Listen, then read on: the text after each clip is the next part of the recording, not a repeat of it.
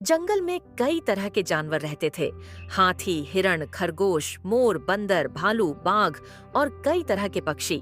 उनमें से एक था हरिनेश नाम का एक चालाक हिरण। हरिनेश की आंखों में तेज था, कदमों में फुर्ती और दिमाग में समझदारी। उसकी तेज दौड़ और अद्भुत चतुराई से वह कई बार अपने दुश्मनों को मात दे चुका था। उसी जंगल में एक और जीव रहती थी, लुब्धा नाम की एक दुष्ट लोमड़ी। लुब्धा की आंखों में चालाकी, चेहरे पर मासूमियत का मुखौटा और दिल में लालच भरा हुआ था। वह अपनी चालाकी का इस्तेमाल भलाई के लिए नहीं, बल्कि दूसरों को फंसाने और अपने स्वार्थ साधने के लिए करती थी। एक दिन सुबह सुबह, जब ओस की बूंदें अभी भी घास पर चमक रही थीं, हरिनेश नदी किनारे ताजा घास खाने गया। वहीं झाड़ियों में लुब्धा छिपी हुई थी। वह भूखी थी और सोच रही थी कि किसी को धोखा देकर अपना पेट भरा जाए। लुब्धा ने हिरण को देखा और अपने मन में योजना बनाई। हिरण बहुत तेज है, सीधा पकड़ना मुश्किल है, लेकिन अगर मैं इसे किसी जाल में फंसा दूं तो। वह अपने चेहरे पर मीठी मुस्कान ले आई और धीरे धीरे आगे बढ़ी। अरे भाई हिरन, सुप्रभात। कैसी है तबीयत? उसने मधुर स्वर में कहा। हरिनेश चौंका, क्योंकि वह जानता था कि लोमड़ी के बारे में अच्छी बातें कम ही सुनने को मिलती हैं। तुम यहाँ नदी किनारे? उसने पूछा। अरे, मैं तो बस इधर उधर घूम रही थी, तभी तुम्हें देखा तो सोचा हाल चाल पूछ लूं। लुब्धा ने नकली अपनापन दिखाते हुए कहा। लुब्धा ने आगे कहा। तुम्हें पता है, मैं जंगल के उस पार गई थी। वहाँ एक जगह ऐसी है जहाँ घास इतनी हरी भरी है कि बस देखते ही मन खुश हो जाए, और वहाँ कोई शिकारी भी नहीं आता। हरिनेश ने उसकी बात सुनी, लेकिन तुरंत विश्वास नहीं किया। सुनने में तो अच्छा लग रहा है, लेकिन वहाँ तक जाने का रास्ता कैसा है? अरे रास्ता बस थोड़ी सी झाड़ियों के बीच से निकलना है। मैं तुम्हें ले चलूंगी। लुब्धा ने कहा, लेकिन उसकी आंखों में छिपा छल हरिनेश ने देख लिया। यह लोमड़ी मुझे इतनी मदद क्यों करने लगी? जरूर इसके पीछे कोई चाल है, हरिनेश ने मन में सोचा। हरिनेश सीधा मना करने की बजाय मुस्कुराया और बोला। अच्छा, ठीक है, लेकिन पहले हम उस जगह को दूर से देख लेते हैं, फिर तय करेंगे कि जाना है या नहीं।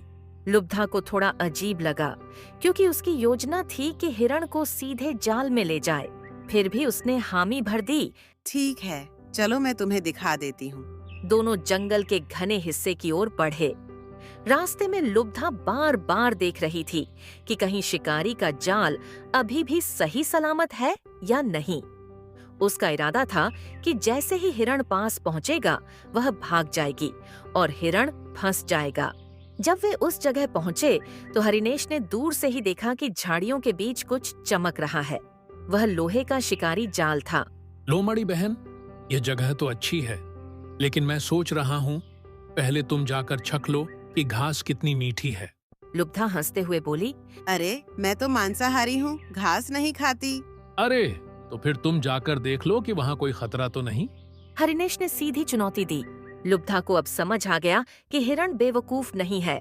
उसने बात बदलने की कोशिश की। अरे रहने दो, हमें और भी अच्छी जगह मिल सकती है। लेकिन हिरण ने मन ही मन ठान लिया, यह लोमड़ी खतरनाक है और इसे सबक सिखाना होगा। हिरण हरिनेश घर लौटा तो उसके दिमाग में एक ही बात घूम रही थी। अगर मैं इसे ऐसे ही छोड़ दूं, तो यह लोमड़ी किसी और को फंसाएगी। इसे सबक सिखाना जरूरी है। वह रात भर सोचता रहा और सुबह होते होते उसके दिमाग में एक चालाक योजना तैयार हो गई। उसने तय किया कि वह लोमड़ी को उसी के बनाए जाल में फंसाएगा, लेकिन सीधे नहीं, बल्कि उसे ऐसा भ्रम देगा कि वह अपनी मर्जी से उसमें कूद पड़े। अगले दिन हरिनेश फिर से नदी किनारे पहुंचा और जोर से आवाज लगाई। लुब्धा बहन, लुब्धा बहन। लोमड़ी ने जैसे ही हिरण की आवाज सुनी, उसकी आंखों में चमक आ गई। लगता है हिरण खुद फंसने आया है। अरे भाई, आज कैसे याद किया? लोमड़ी ने बनावटी अपनापन दिखाते हुए पूछा। वो कल तुम जिस जगह ले गई थी, मैंने सोचा था कि वहां जाना ठीक नहीं, लेकिन रात को मेरे एक दोस्त ने बताया कि वहीं पर एक पुराना खजाना दबा हुआ है। लोमड़ी चौंकी। खजाना? किस तरह का? सोने के सिक्के और मोतियों का। हिरण ने धीमे स्वर में कहा। लेकिन बात किसी को मत बताना। लोमड़ी के कान खड़े हो गए। उसे शिकार से भी ज्यादा लालच खजाने का था। अगर सच में वहाँ खजाना है तो मैं उसे निकालकर जंगल की सबसे अमीर लोमड़ी बन जाऊंगी। उसने मन ही मन सोचा। तो फिर देर किस बात की, चलो अभी चलते हैं। लोमड़ी ने अधीरता से कहा। हिरण ने मुस्कुराकर कहा, हाँ, लेकिन खजाना निकालने के लिए हमें बहुत सावधानी बरतनी होगी। मैं दूर से देखूंगा कि कहीं शिकारी तो नहीं, और तुम अंदर जाकर खोदोगी। दोनों फिर से उसी घने हिस्से की ओर बढ़े। हिरण आगे आगे और लोमड़ी उसके पीछे पीछे चल रही थी। रास्ते में हिरण ने रुक कर कहा, सुना है जिसने भी इस खजाने को देखा है उसका भाग्य बदल गया, लेकिन एक शर्त है, पहले व्यक्ति को ही वह खजाना मिलता है जो सीधे उसके ऊपर खड़ा हो। लोमड़ी अब पूरी तरह लालच में डूब चुकी थी। उसने चारों ओर देखा, कहीं और कोई नजर नहीं आ रहा था। जैसे ही वे उस जगह पहुंचे, हिरण ने इशारा किया, देखो, वही है खजाना दबा हुआ, उस चमकती जगह के नीचे। लोमड़ी दौड़ती हुई वहां पहुंची और बिना सोचे समझे खोदना शुरू कर दिया। कुछ ही पल में उसका पंजा शिकारी के जाल को छू गया और झटाक, जाल ऊपर खिंच गया। अरे अरे, मुझे नीचे उतारो। लोमड़ी चीखने लगी। हिरण ने दूर से कहा, अरे लुब्धा बहन, यही तो उस खजाने का पहला तोहफा है, लोहे का पिंजरा। लोमड़ी ने गुस्से से कहा। तुमने मुझे धोखा दिया। हिरण ने शांत स्वर में जवाब दिया, जिसने धोखा देने की आदत बनाई है उसे एक दिन खुद भी धोखा मिलना ही है। जंगल में हल्की हवा बह रही थी, लेकिन लुब्धा के मन में तूफान था। वह जाल में फंसी झूल रही थी और नीचे से हिरण हरिनेश मुस्करा रहा था। तुम बहुत खुश हो रहे हो हरिनेश, लुब्धा ने गुस्से से कहा। लेकिन याद रखना, लोमड़ी की चालें खत्म नहीं होती। हिरण ने जवाब दिया, चालें तभी काम करती हैं जब सामने वाला बेखबर हो। मैं अब तुम्हारे झांसे में आने वाला नहीं हूँ। ये कहकर वह धीरे धीरे वहां से चला गया। लोमड़ी ने इधर उधर देखा। वह जानती थी कि अगर शिकारी आ गया तो उसकी खैर नहीं। थोड़ी देर में वहां से एक कौआ गुजरा। अरे कौआ भाई, जरा ये रस्सी चोंच से काट दो, मैं तुम्हें इनाम दूंगी। कौए ने तिरस्कार से कहा, तुमने ही तो पिछले महीने मेरे अंडे चुराए थे, अब मदद की उम्मीद मत रखना। और वह उड़ गया। फिर एक गिलहरी आई। गिलहरी बहन, कृपया मेरे लिए ये रस्सी काट दो। मैं वादा करती हूँ कि तुम्हारे लिए बादाम लाऊंगी। गिलहरी ने आंखें तरेरी। बेवकूफ नहीं हूँ लोमड़ी, पिछले साल तुमने मेरा घर तोड़ दिया था, भूल गई। और वह भाग गई। आखिरकार शाम के समय वहां से एक मोटा तगड़ा जंगली सुअर गुजरा। लोमड़ी ने बड़ी मासूमियत से कहा, भाई तुम तो बहुत ताकतवर हो, बस इस रस्सी को दांतों से काट दो, मैं तुम्हें नदी के किनारे ताजे फल खाने ले जाऊंगी। सुअर को लोमड़ी पर भरोसा नहीं था, लेकिन उसने सोचा, अगर यह सच में मुझे खाना दिला दे तो बुरा क्या है। उसने रस्सी काट दी और लोमड़ी जमीन पर गिर पड़ी। धन्यवाद भाई, लुब्धा ने कहा, लेकिन मन में उसने सोचा, यह एहसान मैं याद रखूंगी, बदले के रूप में। जाल से आजाद होते ही लोमड़ी ने ठान लिया, इस हिरण को उसकी चालाकी पर इतना घमंड है तो मैं इसे ऐसी सजा दूंगी कि इसकी समझदारी भी काम न आए।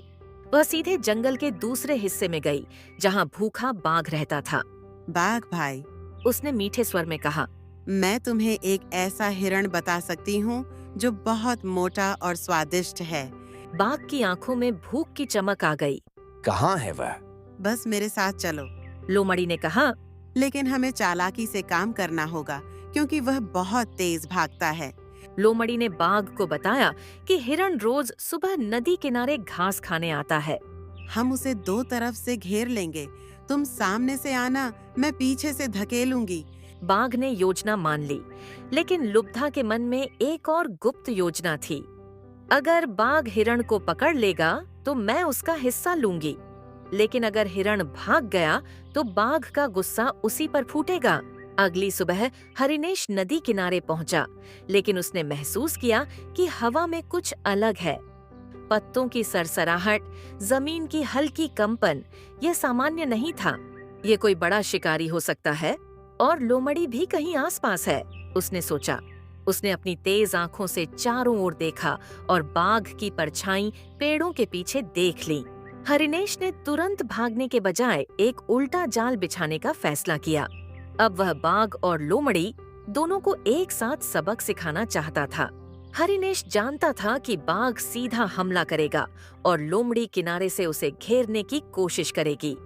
अगर मैं इन्हें आमने सामने भिड़ा दूं तो दोनों का खेल खत्म हो जाएगा, उसने मन ही मन सोचा। उसने नदी किनारे एक जगह देखी जहां पुराने समय का शिकारी का गड्ढा था, जिसे लकड़ियों और पत्तों से ढक दिया गया था। योजना साफ थी, उसे बस दोनों को उसी गड्ढे की ओर ले जाना था। हिरण ने जानबूझकर तेज आवाज में पानी पीना शुरू किया ताकि बाघ और लोमड़ी को लगे कि वह बेखबर है। बाघ धीरे धीरे झाड़ियों से आगे बढ़ रहा था और लोमड़ी दूसरी तरफ से घुसपैठ कर रही थी। लोमड़ी ने दूर से इशारा किया, तैयार रहो, मैं इसे तुम्हारी तरफ भगाऊंगी। बाघ ने सिर हिलाया। अचानक लोमड़ी ने जोर से आवाज लगाई, भागो हिरण, बाघ आ रहा है।